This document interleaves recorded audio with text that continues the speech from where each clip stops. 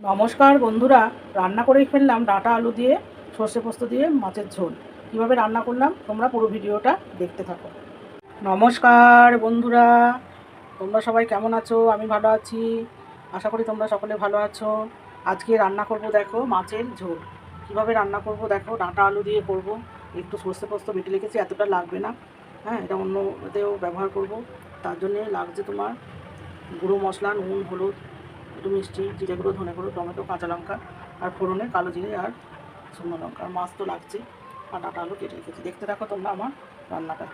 দেখো বন্ধুরা, তেলটা গরম হয়ে গেছে, এবার আমি মাছগুলোকে ভেজে নেবো।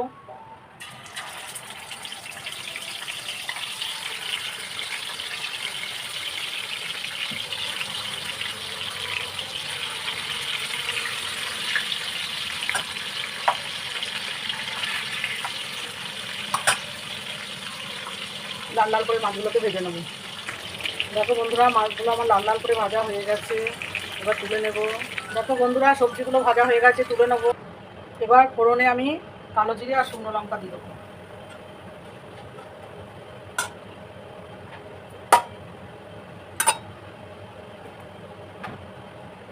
একটু টমেটো দিয়ে দিলাম।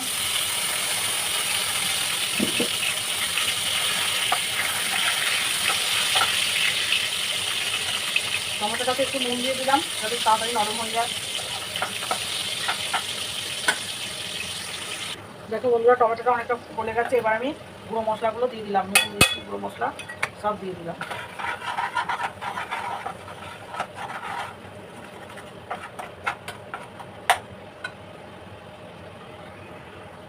এবার আমি সর্ষে পোস্ত বাটাটাও দিয়ে দেবো।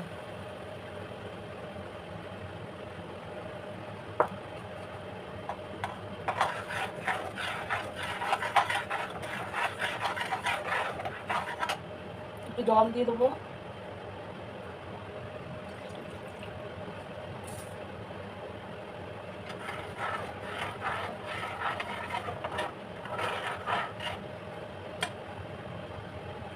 এবার মাছগুলোকেও দিয়ে দেবো, মাছ সবজি সবই দিয়ে দেবো।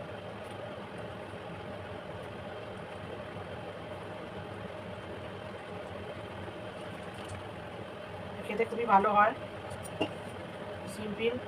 পেঁয়াজ আদা রসুন পড়েনি।